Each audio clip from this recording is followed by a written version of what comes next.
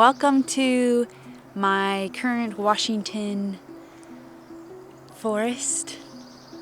I grew up in Washington, except for I grew up in a very, very rainy part, and I found out years later that if we had just lived maybe like 15-20 minutes more inland from the ocean, then we would have gotten a lot more sunshine. So I was severely sunshine deprived as a child. You don't realize what you have until it's gone. And once I moved to California, I loved the sunshine, but I really realized, man, growing up I lived on the edge of a rainforest, and I just did not take advantage of being out in the forest. I mean, I did a lot as a kid, but not as much as I could have, because I don't like the cold and I don't like being wet. So I usually erred on the side of being indoors and cozy with a book. No, don't. I'm not. The cat is back. No, this is not pet time. No, don't bump my tripod. This cat. So being back in Washington, it was a hard step because, as an actor, I fought so hard to stay in LA. I stayed there for like 18 years, and I know it's a hard choice to move back for a while to Washington, but the landscape of the industry is so different in LA right now that there are productions going on all over the world now, and LA just isn't the base get down. LA just isn't the hub that it used to be. Rumors are that it's coming back, but it does seem to be a good season to be in Washington with my family, and finally realizing that this is a chance to really take advantage of my forest that I didn't take advantage of enough as a kid. I'm starting today out with gratitude because with some lingering health issues that have been going on the last 3 days, I've had some pain. So this morning I'm feeling a bit less pain, and I'm just sitting with the gratitude of that. I don't know if the pain is gone, but I want to be grateful for the amount of pain-free I am feeling. So yeah, taking a moment to be grateful for a second chance at enjoying the forest with new appreciation and less pain this morning. So as promised, I'm going to finally get in a little bit to how I trapped myself instead of trapping a director like I thought that I was. And with this storytelling journey, I'm probably going to bounce back and forth a lot between like the making of Reverberate and what led me to Reverberate, and things that I learned on my other creative journeys that really built the foundation for having the grit to continue with the making of Reverberate through all the challenges we faced. I will say right now, I didn't take the time to find a good camera setting. I just chose auto for today because with the pain and everything, I just wanted to sit down and do it and not fuss with it too much. So I don't know, we'll see with how the sun is coming in and out, whether or not the lighting on my camera is distracting. We'll see. Something that I learned from both my music and my martial art detours, if you will. I don't really see them as detours now, but detours from acting was being aware of your personality and your strengths and your weaknesses is a huge part of my process. The awareness of capacity and energy. And so I became acutely aware of the things that, we'll call them 3 different energy buckets. There are the things that you do because you have to, and they suck your energy away. For a lot of people, this is like your paying job. you have to get paid to pay the bills, and you clock into this job, and it takes energy from you to the point where when you get home, you just want to veg out because you just don't have energy left. But you got to do it because you got to pay the bills. So that's one bucket. So be aware of the things that are in that bucket for you. Then another bucket is things that you do well. You are talented at those things, but they do still drain you. So for instance, for me, I know that producing is one of the things that I can do. Maybe I don't do great, but I can do it, but it drains me. Making calls, looking for permits, figuring out all the pieces of the puddle, why do I always want to say puddle? All the pieces of the puddle. I just did it again. All the pieces of the puzzle instead of just my one piece of the puzzle drains me. But I can do it. So that's another bucket. The things that I may have to do sometimes that I don't want to do, but I am aware that it drains me. And so I am also very aware of how much time I spend on that, because that will take energy away from this bucket, which is the things that I do well that also energize me. And that is, for me, is acting. That for me is writing. That for me is new ideas coming. The more you are aware of those things, the better. Because you will need to put energy into each of those buckets, but you need to be aware of what takes energy from you and what gives energy to you. Because if you only pay attention to the things and you're only putting energy into the things that take energy from you, that is not sustainable.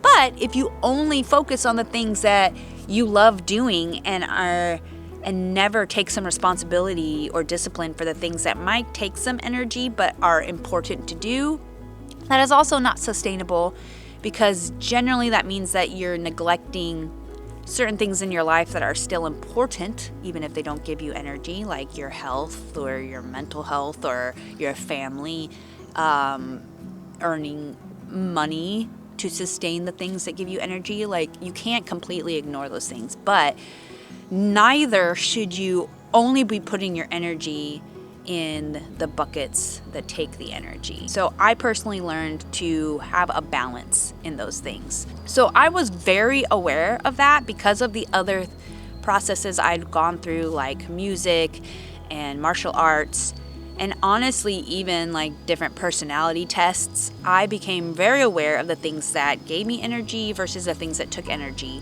And I became a master, if you will, at balancing the two. And it can look different on different weeks and different days too. So here I am, and I have this director who has thrown a gauntlet and has been like, if you write a film, then we can work on it together. And I was angry. I was angry because he didn't just offer me a role in his already prepackaged film that he was working on. He essentially was saying, if you write a role and produce a film, then I will lend my expertise to that. And that was amazing, but also I knew that that was going to be dipping into a bucket that would take energy from me, because producing is not an energy giver to me. I mean, I deflected in the moment. I was like, haha, well, I'm currently working on writing a novel and I'm working on creating these planners, so we'll see. But as I stepped away from that conversation, I found the actual conversation that happened on IM. And all this time I thought he wanted to create a short film, but apparently he wanted to create a short film, which I'm not really sure what that is. So, good thing that's not what we made. Just kidding, I love you, Jim. Typo. Once I sat with it and faced it and really realized, look, I have two choices here. I can step into this with an amazing director who is already established and get a little uncomfortable, or I can walk away from this. So as I really sat with it, I realized that I would regret it a lot more looking back and realizing that I didn't take this opportunity when it came to me than I would regret the discomfort that I would walk into doing some producing for this film. It was one of those crossroad moments. I couldn't let my discomfort with producing cause me to walk away from this opportunity, this door that has flown wide open, albeit in a way that wasn't what I wanted. So I did it. But because I knew my buckets, because I knew myself, I did create a stipulation for myself and for my working with this director. I will produce some, but I cannot be the only producer or even the main producer on this. I know myself too well. And if I am also going to be starring in this film and writing it, I know too much about production now. I know too much about it. I know on set, all the questions that happened, all the fires you got to put out, all the problem solving you got to do. And I knew that even on top of producing taking energy away from me and not being my strong suit, that as an actor, I would not be able to drop in to my character fully if I was constantly fielding questions and logistical things on set. So I just made that stipulation for myself, and I'm like, okay, you can do this, but you have to have a co-producer at the very least. I found an up-and-coming producer and brought him on board. That was a little further on in the process. But yeah, I just wanted to share that much of the process and how important it was that before I even got to the point of saying yes to this opportunity, that I knew that about myself. And I encourage you to really look at those 3 buckets. What do you have to do and give time to that does take energy from you and leaves you feeling depleted in some sense? What are you really good at that also gives energy to you? And what are you good at but it does still take energy? And are you creating a proper balance with those things so that in each season of life you're not just endlessly depleted? Or on the flip side, you're constantly feeling energized, but you don't really have much results and fruit from what you're putting your time and energy into. Because that is the downside of only focusing on things that make you feel good and energize you, but neglecting the things that will build a foundation for you to continue to keep building on in your life and in your creativity. What gives you energy? What takes away energy? And is that in proper balance right now? Good question. I ask myself that a lot. And I will end with this. I don't know if you've read The 4 Agreements, but I think it's a powerful book. Be impeccable with your word, meaning if you say something, you're following through with it. What you say is who you are. Don't make assumptions. Don't take things personally. And my very, very favorite, always do your best. And the caveat to that is, as Americans, we usually think doing your best means always pushing yourself every day. But doing your best will look different on different days. So it's always do your best, no less, and no more. Because if you're pushing past your best on any given day, that is unsustainable. That is where burnout comes. That is where you become depleted and are of no good to yourself or to others. So always do your best. It's such a beautiful thing because it will look different on different days. And this ties into the energy buckets thing.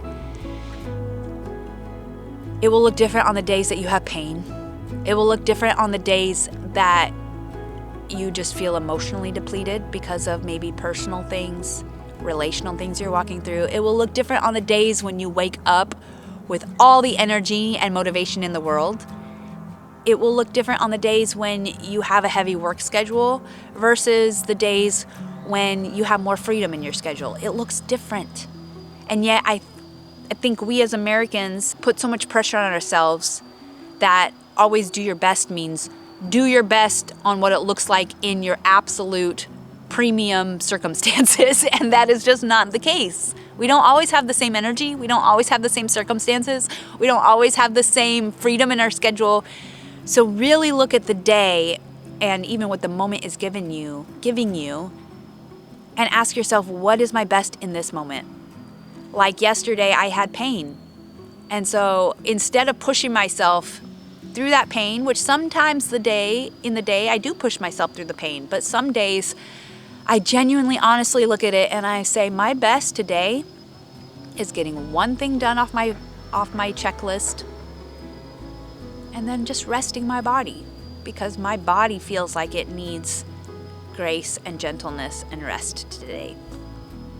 And that is my best today. And tomorrow, it will look different. Tomorrow, I may have more energy, I may have less pain, and then I can do more in what my mind thinks is productivity, right?